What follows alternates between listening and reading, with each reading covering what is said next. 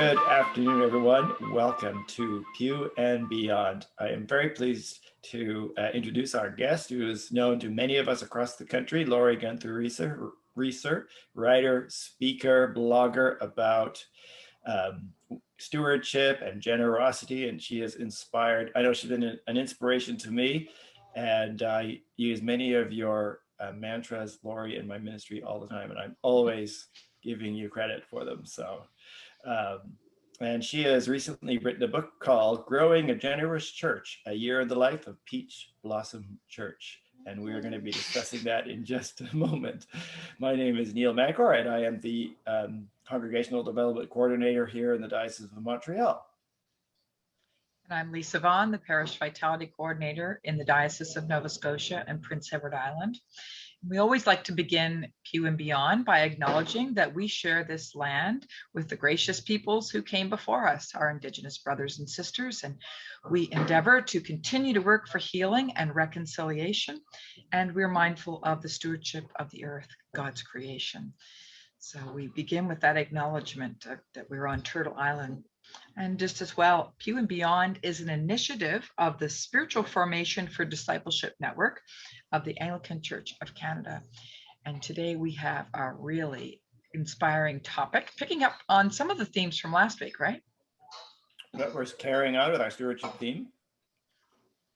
Generosity, gratitude, some really important things to talk about in the life of our church, especially I think as we begin to peer into the future and hope that we will be opening up again in the fall. I think gratitude, and this is such an opportunity for us to be thinking about gratitude and generosity and talking about it amongst ourselves. It's a really key moment for all of us in the church, whatever your background is. Just to say hi to Martha from Brampton. She's celebrating her second jab day. Yay, there's something to be grateful for. Indeed. We'll pray for you for tomorrow, the day off. But yeah, so as I said, welcome everyone. We do welcome your comments and your questions. We want to hear your stories as well. And so this wonderful book tells us the story of Peach Blossom Church. And Peach Blossom Church calls a new minister, Pastor Kim, and they really ask her to talk to them about generosity, maybe about generosity and gratitude, but the conversation is around generosity. So why do they do that? What's the situation with Peach Blossom and Pastor Kim? Well, Peach Blossom takes a leap of faith. They actually use their building reserve funds because to make sure that they have enough money to pay Pastor Kim for a full year, full time, because they previously had a part-time pastor, and it's Pastor Jerry who kind of passed the torch, as it were, and says, you know, we need to do this. They're really clear, and they provide training for Pastor Kim. They don't just throw her into this. She goes to a week workshop first. And it's a spiritual discipline living in response to, oh dear, I'm going to get too excited, in response to a generous God. So it's more money for the church is a nice byproduct, but it's a discipleship question first and foremost. I mean, I think what inspired them is that one of their sister churches closed, and they worried that they are going to be next. And so I think that's why they took this leap of faith and saying, okay, let's try, because something's got to change here, or we're, you know, there was one of my less inspiring questions that I ask is, are you 2 or 3 funerals away from disaster? So there's, I mean, I think an element of fear, but also hope. It's a leap of faith. Leap of faith is always a leap of hope, right? That, well, we think we have our congregation is worth having these conversations rather than just giving up. So I think it ultimately is, I call it a hopeful story for churches who are scared to talk about money. And I feel like most churches. And there are a lot of similarities with your story with many of our churches.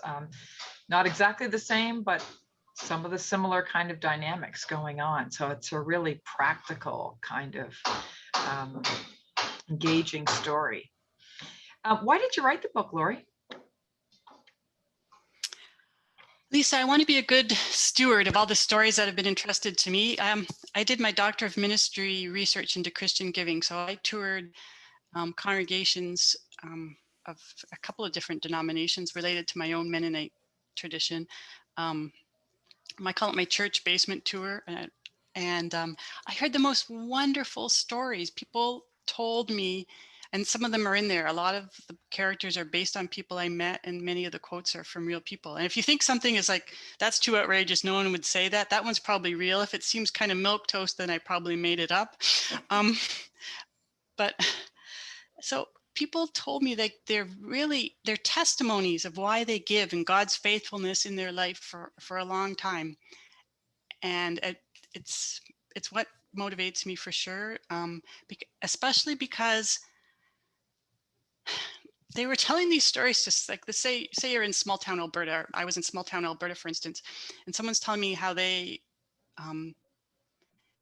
thought they were going to lose. They had lost their job. They had just been married. They had a new baby on the way. And the church asked, they were having a capital campaign, and they, in faith, decided, they pledged to the campaign, and they didn't have a job.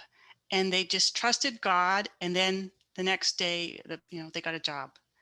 And these stories are like, this is God's faithfulness. This is the gospel. This is the whole package. But yet, because it's about money and because it's about giving, they felt like this isn't a story that they could tell in their congregation. And that pains me so much. So I really want to be a steward of the stories that have been entrusted to me. That's right, what drives me. You do talk, by the way, there's some wonderful greetings from people I know. Catherine at St. John's Thorold are really enjoying reading her book. You talk about the importance of telling stories. And I also think make the point that very often in churches, as you talk about in your book, we only really talk about money when there's scarcity. And you talk a lot about gratitude and telling stories. And that happens a lot in Peach Blossom Church, a lot of storytelling. So why is that? Why not stand up there and just say, hey, here's the budget, give? Well, I think go out of business, if guilt and obligation and budgets were the key to success here, I think we'd be like rolling in money, for one thing. Did I just say that? Yes, I did. We're quoting you. That's another Lori Guenther Reesor quote. Yeah. We have a better theology than that. We have a better theology than fear and scarcity and silence and panic. We really, really do. We worship a generous God. I mean, you just have to go to any part of scripture, but I like to go to the Psalms, and just the earth is the Lord's and the fullness thereof is the King James for that. God gives us every good thing, and we have an opportunity to respond with gratitude for everything God has done to us. So our giving is testimony to God's activity in our life. That's why I see it as not as a side thing, like we do the budget, we have to meet the budget, and then we can do ministry. The giving is part of our faith. And when we talk about it, it's part of our ministry and part of discipleship. That it's integral to our faith. It's not like a means to an end. It's the thing. So when we can give in response to what God has given us, and then we share, because when it's God's stuff, we can share. If we think it's our stuff, then we hold on too tight. But when it's God's stuff, we can share. And that's a fundamental part of the book, is thinking about what God's given us, how we can share what God's given us, and then how can we respond with gratitude for what we've received? Because we're givers and receivers. We're not just in one spot. And so the circle of grace, that model, it's on my website if you want to try to get a visual for what I'm talking about here. And it's in the book a lot, as it's got a peach in the center. Peach Blossom starts a Big Hearts Breakfast Club. And it only starts with just Pastor Kim and Eunice, who's a retired teacher. And they work with this model, like they're literally drawing it on a napkin in a coffee shop, because it's just a simple and helpful way to think about how we give and why. Well, I think there's a big difference, from a scarcity model to a generosity one. As you say, recognizing that we worship a generous God. It is a discipleship question, first and foremost. Mm-hmm. And how that plays out in the way we talk. Sorry. I make the comparison. This is something that has been helpful for me to think about is giving as a spiritual discipline in the same way that prayer is a spiritual discipline. And Jesus talked about them. When we talk about that whole left hand thing, that story is talking about prayer and giving and fasting in parallel. And like we have opportunities to pray regularly. Anglicans are exemplary in that. And we also have spontaneous prayer like help or wow or thanks, to quote Anne Lamott. So we pray regularly and we pray spontaneously. And I think that structure works for giving too. We have opportunities for regular giving. I am, as you know, a huge fan of pre-authorized giving. Pastor Kim literally preaches a sermon on 1 Corinthians 16 on pre-authorized giving right from scripture. So there you go.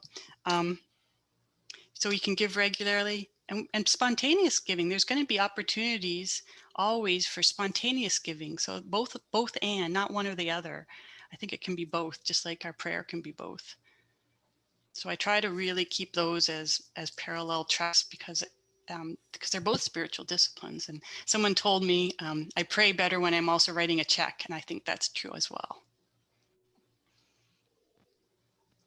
So the saying goes, those who sing pray twice, maybe those who write checks pray twice. Yeah. And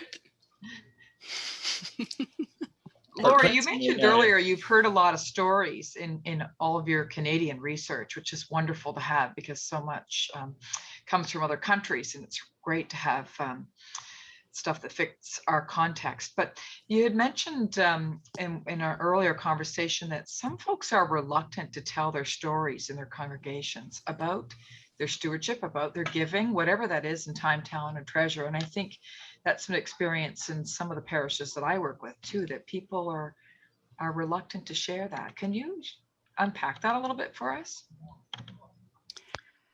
Well, I think that our silence and our secrecy around money really gives money more power than it deserves.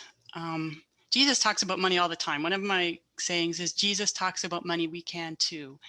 And one of my, I'm going to say my favorite characters, but I said about multiple characters, but there's a lady in the book called Mrs. Alton, who I can literally bring to mind and hear her voice, although she's made up. And Pastor Kim interviews her, I think it's in September. And picture her, she's got like pearls and she's all dressed up and she's wearing like a proper blouse and skirt and sitting in the front and saying how she supports the church. Her husband has died and the church was such a wonderful support to her all these years. And she's so grateful. Every time she puts her envelope in, she says a prayer of thanksgiving for the church. And I've met like so many people like Mrs. Alton, and her testimony is so, it moves me. It moves me to even think about it.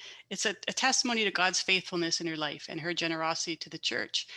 And that is better than 6,000 stewardship sermons or in books. I mean, to hear from your own people in the church about God's faithfulness to them and their generous response to God, well, it's so encouraging. And then it's also an opportunity to say that you matter to the church, and to thank these faithful pillars of the church for their literally decades of generosity. That's why, like, God will tell them, well done, faithful, good and faithful steward, but we can say it too on this side. And then it's an opportunity to say thank you, and also for an opportunity to value these people and say, you can help the church. You have another opportunity, one final act of kindness to leave a gift in your will as a celebration of that person and their faithfulness and God's faithfulness, not as a ghoulish grab for money, but as a celebration of God's faithfulness in their life. I feel strongly about that. You can probably tell. But it can be a beautiful way to bless the church as well. We've got a lovely story from Martha, who's saying in their recent stewardship focus, they had a 106-year-old lady make a pledge. Isn't that wonderful? And then she's passed away. She just died yesterday. She pledged every year. and she wanted to have her name also attached to testimony. It's a beautiful story. So we'd love to hear your stories like that. And what are your stories out there been of talking about generosity, talking about gratitude in your church, framing giving in that way? How has that gone for you? Or what is it like for you in your church? We'd love to hear about that. Mm-hmm. Yeah, I think that I've worked for a variety of charities. And I mean, I think the church, sometimes we feel like the poor cousin, like, oh, we don't advertise on television, our website's no good or whatever. But we have an opportunity every week to connect directly with people who care about us and who trust us, and to tell the story of what's happening in our church, what God is doing among us. And when I meet with clergy, I just ask them what they did on Tuesday. I always pick Tuesday. I don't know why, but just to tell the story. Like when we're paying for the light bill or keep a roof over our head, what's happening when we do that? Did you have the opportunity to answer the phone, to make a hospital visit, to really help someone out in a crisis? Those small things that are kind of an ordinary part of ministry that might even get passed over. That's a moment of gratitude for the offering, to say thank you, that, when you support Peach Blossom or St. Andrews or whatever it is, that, you're helping. We're helping people in the congregation. Thanks be to God. And people beyond the congregation too, usually. Mm-hmm. And it's just simple stories. It doesn't have to be, something extravagantly complicated. It just has to be a small, real story of what the church is doing and what God is doing in the church more accurately. Yeah. Do you think, Lori, So people are reluctant to share those stories because they think maybe it's boasting or prideful, or even of the churches telling their own ministry stories? There can be, I think, this wanting to be humble and not blow our own horns. Do you think that's part of our challenge in terms of telling these stories? Yeah, I do think that silence, and I talk about the left hand and the right hand in the book, because I think that what we're actually doing there is hiding behind the left hand, right hand. What we're typically hiding, I'm afraid, is not giving rather than giving too much. So I sometimes we kind of weaponize the secrecy and the privacy. But in terms of sharing what the church is doing and what we're doing, there's so many great gospel stories about this one. People often quote the story of the widow's mite and the widow putting that small coin into the temple. And there's so many different interpretations about that. And there are multiple interpretations. I think one thing for sure is that Jesus and the disciples were watching how much money got put in, and then having a little discussion group, and it's like, woohoo, that's very interesting.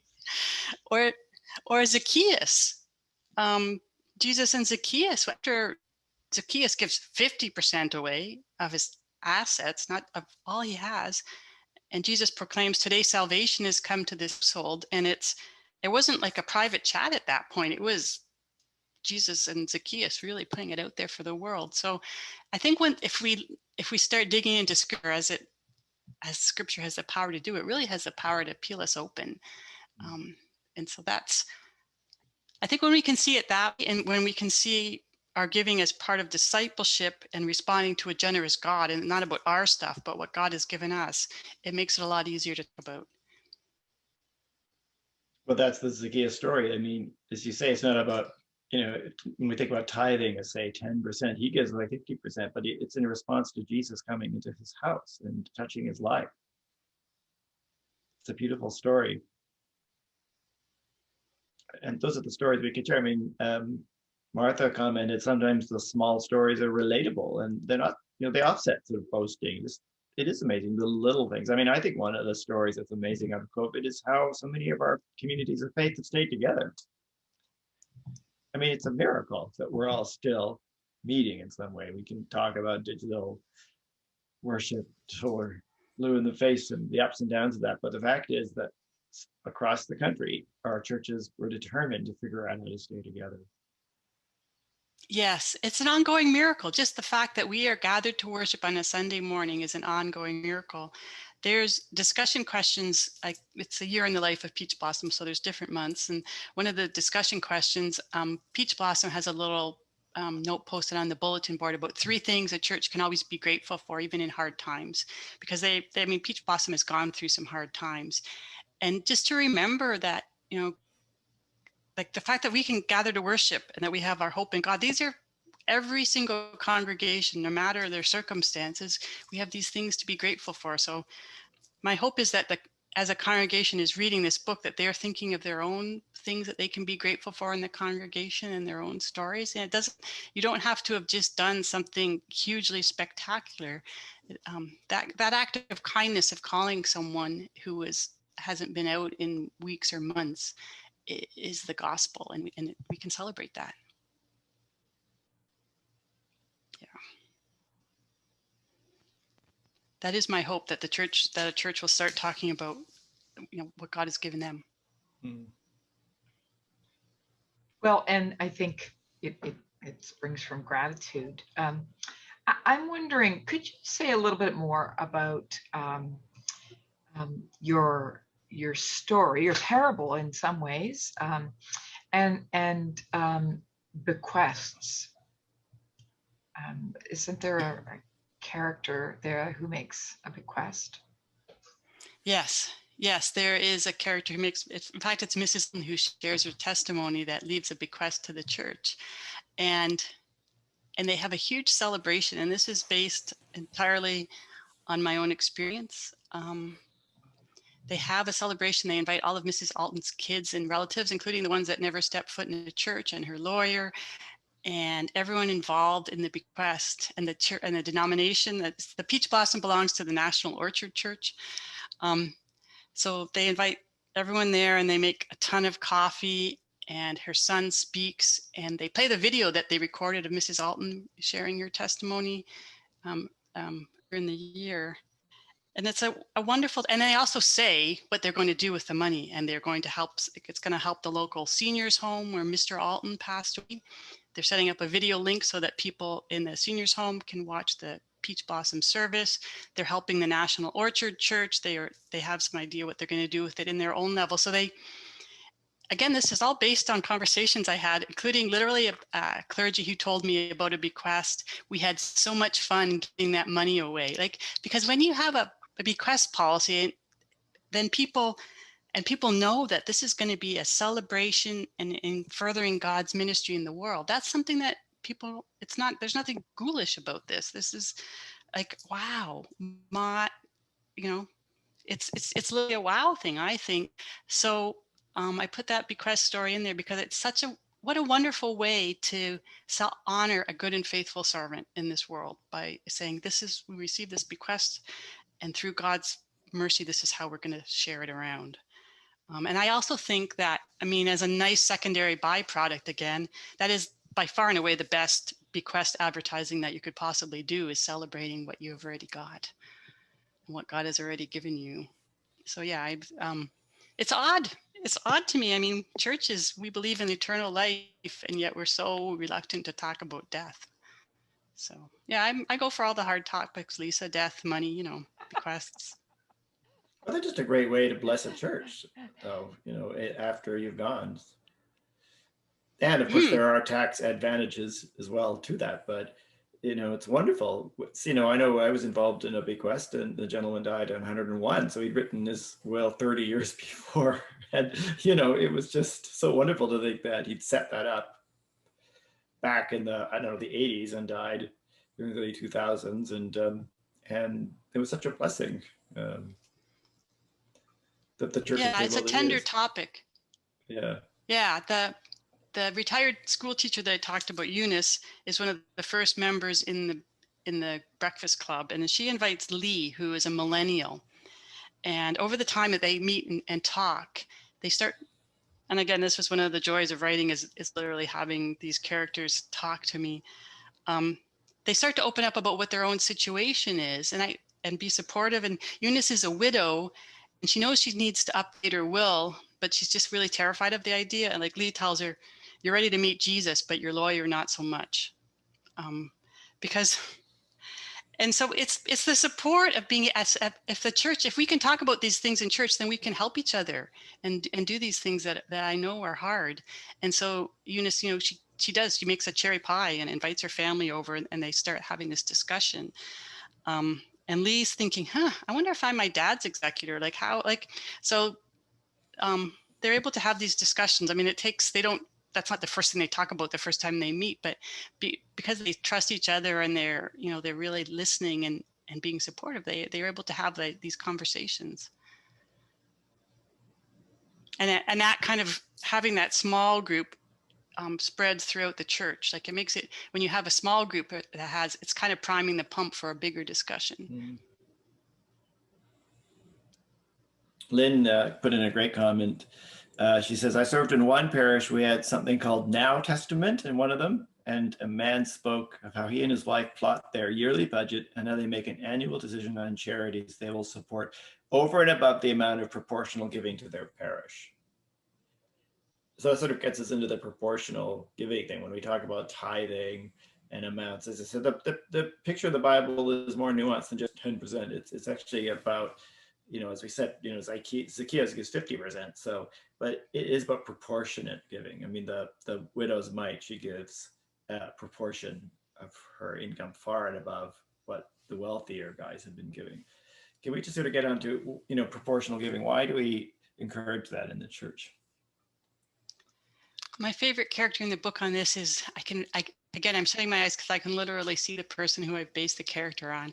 It's a man named Keith. He said, it's all God's stuff, first and foremost. So it's not a proportion of our money. It's a proportion of what God has given us. So if God has given us more, then we can give more. If we're struggling to pay the bills, then our proportional giving might be nothing at that point, nothing financially. And he says, 10% is a good number. If you can give more, give more. 6 and 7% is also a good number. I mean, it's kind of academic because very few people in the church are giving 10% of their income, very few, and many aren't giving at all. So, I mean, to argue about a number is kind of silly, but if we can just go back to the gratitude piece, which is so foundational. If it's God's stuff and we're giving in gratitude for everything God has given us, well, it's kind of hard to put a number on that. I think that the example that someone gave in the chat there of planning it out does help, because if people who plan more give more, we know that. And so I think that pre-authorized giving or regularly setting up, whether it's online giving or post-dated checks or whatever the system is a way of saying, okay, I want to give regularly because I know that that's how it's going to work. And it doesn't rule out adding. It doesn't rule out, like people say, oh, but if I give online, then the plate will pass me by. It doesn't have to. Give again. It'll be fine. So it goes back, I think, prayer thing to the regular and the spontaneous. Like there's such value in having a structured regular giving, but that doesn't mean that you can't top it up spontaneously.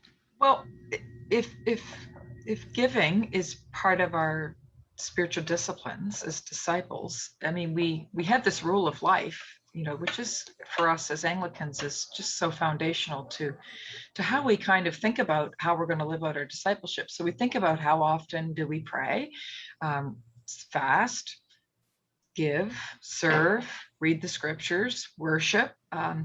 So I think there's including our baptismal vows, there's structure there for us to kind of think about this stuff. It's not kind of haphazard or whenever. I mean, it's good to have, a generous moment, but the planning, I think it goes to, I mean, for myself, I think about my own spiritual growth. I try to be disciplined in terms of scripture reading and prayer and giving and being intentional about that. I think that's one of the things that we're helping folks. I mean, this is a formation question, right? We're talking about formation as being Christians. How do we help folks grow? Yeah, that's a really structured kind of way. And yeah. Well, I always think proportionate giving changes the point of giving, because you really are at home, hopefully with your Bible and prayer, as well as, you're not just at the last minute on Sunday pulling out of your wallet or, Right. whatever happens to be there. And for me, it's Yeah, about saying God knows. like going back. Sorry. No, go ahead, Neil. Well, to me, it's about saying, God knows the numbers, right? He, in a good way, like, especially if I'm worried about money, like, he knows. And as you say, it all comes from him. And somehow giving is an act of trust in God. It's saying, okay, you are the giver of all good things. You are the giver of all I have. So I'm going to give you back a proportion of what is yours anyways, and walk through this with you. Absolutely. And when we're able to talk about giving in the context of trusting a generous God, it's testimony. And another thing that struck me when you were talking about that, Neil, is that, and Lisa too was saying, it's like discipleship. This is part of the rule of life. We say, oh, young families can't give. And I've heard that exact phrase, exact way by multiple people actually in the same week. And then we set that up as giving is for old. That means giving is for old people. And I really don't think that's a message we want to send, even though we often really kind of double down on that message by only taking checks. Mm-hmm. But don't get me started on that. But like, if you go back to prayer again, if you think of, we wouldn't say to a 28-year-old, oh, you can learn to pray later when you're retired. You'll have more time then. Don't worry about it. Just do it when you're old. We wouldn't say that, because what they're missing out on, like, a huge blessing in their life, first of all, and it's spiritual formation, it's discipleship.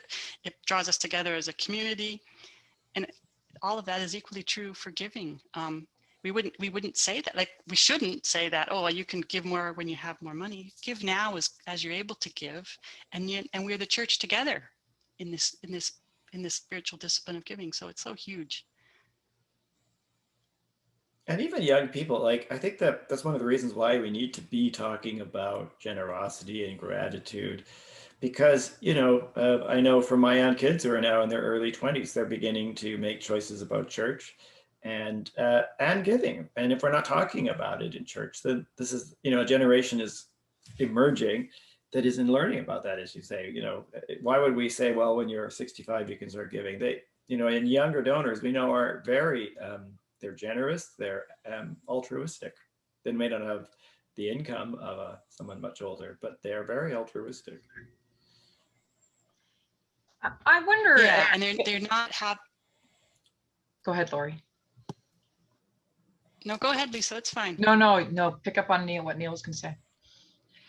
Well, I was just thinking about what older people, like, we assume that younger people, like, if the story, and I'm quite sure it's in the book, but I've heard multiple people literally tell me the same story, older people, of seeing their dad get paid in cash and counting that money out on the kitchen table, a pile for the church, a pile for groceries, a pile for everything else. No matter what, the pile for the church always came first.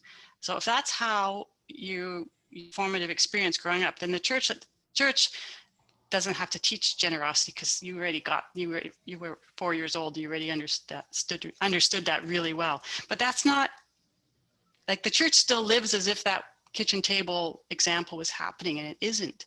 So we have an urgent responsibility to teach the spiritual discipline of giving. Right. And I think about, what's your why around these kinds of things. It's more than just giving for the sake of giving. I think for me, it's recognizing that I am supporting the mission of the church. This is about making a difference, ultimately. So it's not kind of just compulsion, out of compulsion, as Paul would say, but a cheerful giver, or not just out of generosity, even not that that's something that's not important. Obviously, it's critical to our giving, is generosity. But hopefully we're recognizing that this is going to make a difference in the mission of the church, that others can experience God's grace and abundant life too. That we're furthering the gospel in some way by supporting the whole. So yeah, and I think that goes back to your storytelling again, Lori, about Yeah. The story of,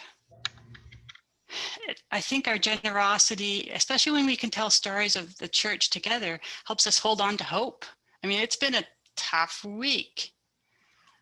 And our church at our best, our church at the best can tell the stories of how we are working for truth and reconciliation and loving our neighbor no matter where our neighbor comes from.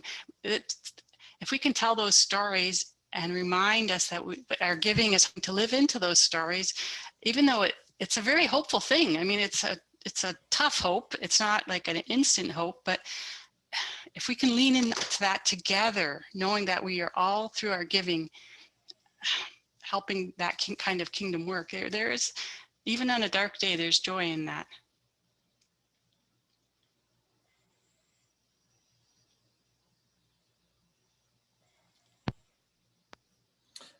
One of the things as well that you get onto with Peach Blossom is thanking people.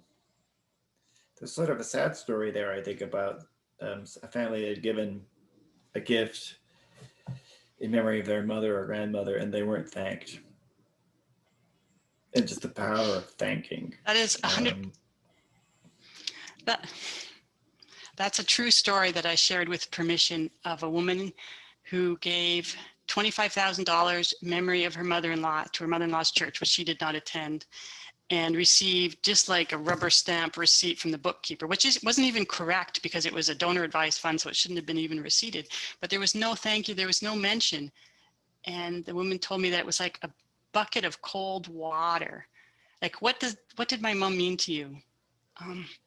And so that pains me. How can we be so lacking in gratitude? I mean, what a testimony, what a mission opportunity the church has to witness to this person and say, thank you. Your mother, we loved your mother. She was a pillar of our congregation, and we still, we thank God for her in our prayers. Like that's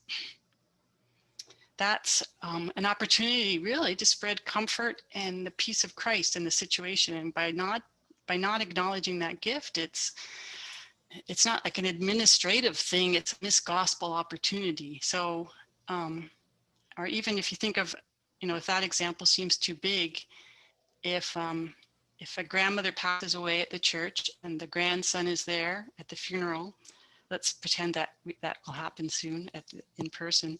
But even if it's on Zoom and he's on his phone, can he donate to your church in his grandma's memory? I mean, if your church has to have a donate button, it has to work on his phone. And will you even have that opportunity to put in memory of Grandma Alton on there? And will you thank him? Like then, not 6 months from now with a receipt, but then. Like what would, like, and you think about it, if what would Grandma have taught her son to do if she gave him a gift? Well, he would have, like, you write a letter, you say thank you. That's courteous. That's what, I'm sure that's what Grandma would have wanted him to do. And yet our church is not like, maybe the grandson never sets foot in the church. This is our mission opportunity to connect with him. So we serve a generous God, and we have an opportunity to reach out in hope and gratitude to the people who support us. Saying thank you is one of the easiest. So we're really missing out when we don't say thank you. What's one of the easiest things we can do? And who needs to sign the letters? Oh, the stewardship consultant, when he comes in, says, I don't know, not me, I'm not, but it could be the pastor. I think that makes the most sense, or the minister, whatever you want to call, who the person reading the letter is going to know. That's who should sign it. So if that's the person that would know them, that's who should sign the letter. In the book too, when they start being more intentional about that, they find people that have been giving to the church that never attend, because they're very far away. Like maybe they're in a long-term care home several hours away, but they still give to the church. And depending on what your privacy policies are at the church, they might not be on the membership list. If they never, filled in that consent to disclose and be on the phone list or whatever, they might be kind of unknown. And again, this is based on real life. So the opportunity to reach out to the person while they're still alive and say thank you for their faithful giving in the church is just, it's a holy moment. And like people might say, oh, you don't need to thank me. But I think once it turns out, if you actually do write them a letter or give them a phone call, some people will think that spending money on a stamp is bad, but a phone call is fine. Like we won't get into, what the real costs are. But once you thank people humbly and sincerely, people are not upset by that. They really aren't.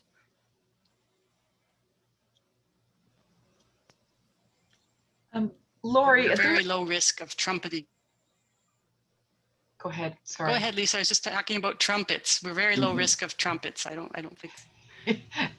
Yeah, we always err on the side of being very quiet. And I don't think we Anglicans have to worry too much. We're not known for being overly flamboyant and in many ways. There's a lot of competition right now with charities. And churches are uniquely positioned. We have a different kind of relationship with the folks who tend to support our ministries financially and otherwise. Can you talk a little bit about that, about how we really have a weekly opportunity to build relationships? I'm nodding. Yes, I have sent out literally millions of direct mail letters on behalf of charities in my career, so I know what I'm talking about on this one. People trust the local church. People trust the local church more than they trust other kinds of charities because it's most familiar to them. I've got all the numbers and figures on that one. I could get really geeky, so I'll try to hold back. So people trust their local church the most. They trust it much more than they trust their denomination, for instance. And they connect with the church on a weekly basis, so that the church has an opportunity that any charity would just drool for, to connect with the people and say, thank you for supporting this church, and say, we thank God for the generous people who have supported Peach Blossom, because through your generosity, we are able to, and then there's that insert small story here. We're able to visit, the pastor is fully vaccinated, and we were able to visit people in long-term care this week, and they are so grateful. We sang hymns together, and we were so grateful to be able to minister to these people.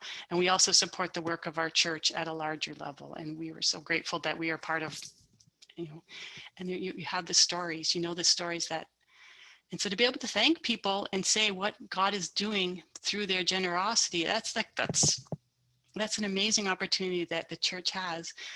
And a church that feels like they're struggling has an opportunity, I think, to prayerfully reconsider, just to be thankful that they're still here, and to remember the generosity of the past that's got them to this point. There's some Anglican churches that would have more than 100 years of thank yous that they could do, right? Like, that's a real gift. What a gift that is, to be able to remember and thank the people that have come before. And to see our generosity as a gift to the future of the church. Wowie zowie. Yeah, I can't think of a church or a context. There isn't an opportunity to be grateful.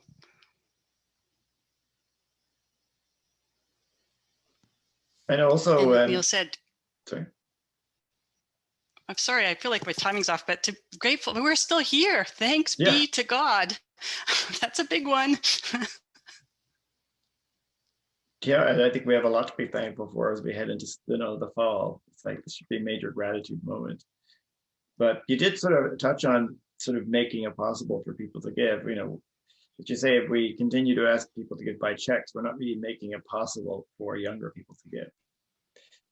What does the church have to do now?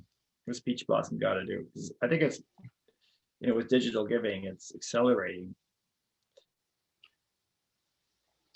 For sure, it really is. And it's like, we wouldn't have, if you think about it like prayer again, we wouldn't have a problem. Okay, the phone prayer chain isn't working, we'll send it out by email. Like, that would be fine, or text or whatever. It just doesn't matter. We just want people to pray, right? So if we can think about it like that, the giving is like, oh, okay, well, the best way to do this would be like online. I know I talked about pre-authorized giving before, the PAR program, but that's such a wonderful way to establish some really good habits. I had the beautiful opportunity to be with my kids this weekend. We ate outside, and they don't actually pay with credit cards because the cool kids already have it, like their phone recognizes their face and they can just pay with their phone. I thought, oh, that's really cool. And they're like, Mom, the really cool kids have it on their watch. Like, so who pays with their phone anymore when you can pay with your watch? So, I mean, I'm not expecting that churches are going to be saying, oh, let's set up so you can pay, you can donate with your watch. But even the nuns, I had a big shout out to the Sisters of St. John the Divine and Anglican Order. I'm in the GTA, so I'm looking forward to the day when I can return to that wonderful place. I used to have a check my checks would only be exclusively to them. Like literally, like my checkbook just has checks written out to Sisters of St. John the Divine. The sisters now take Visa and MasterCard. Okay. So if the nuns can do it, we can all do this. We can do the hard things. We can give online. It's not a choice. And this, you touched on this so well last week. It's not a choice between, oh, well, like a millennial is not going to write you a check. It's not a choice between, oh, well, there's going to be some kind of $3 fee or something. It's a choice between the $97 or zero. It's not a choice between, like, we're focusing on the wrong thing when we think about those fees. Yeah, and just making it possible. Enable people. Absolutely. And if you think about like the prayer chain again, we would say, oh, well, we can't text you, we'll email you, fine. Like we wouldn't have a problem with that because we want to connect with people and help them have this spiritual discipline. And giving exactly the same. It's not about the how, it's about the why and something that we do together. But if you think about it, I mean, you can order an Uber Eats on your phone, you know, just like that in seconds. So that's really kind of what the church has to pay attention to, I think, especially if we want to engage younger donors. And even, well, Lucas pointed out last week too, that a lot of baby boomers, people older than 65, are giving online too. So if you want someone to do something, you have to make it easy. And so much of our world, I mean, I'm proud of the church for how much the church has shifted already during the pandemic, but the research, at least out of the Lake Institute, shows that churches that were already online in terms of a presence and in terms of giving did better than the pandemic than churches that didn't. I mean, that doesn't mean that you shouldn't make that switch, but it just shows that, you know, having that infrastructure there is just, it's just part of how we hold together in these times. Well, we are almost out of time. Could you hold up your book again and tell us, how could we get your book, Laurie? My book is called Growing a Generous Church, A Year in the Life of Peach Blossom Church. So if you type that into Google, you should get it. You can get it through my website, which is lgreesor.com. There's an order form there. And me, myself, and I will actually put this into the mail and get it to you. Or you can go through commonword.ca, which is a bookstore out of Winnipeg. And if I can put out a shout out that 10 copies, I made the price cheaper for 10 because I just wanted churches to do it. But then I did the math on it the other day, and the shipping is so much less. One book is $30.95 mailed out.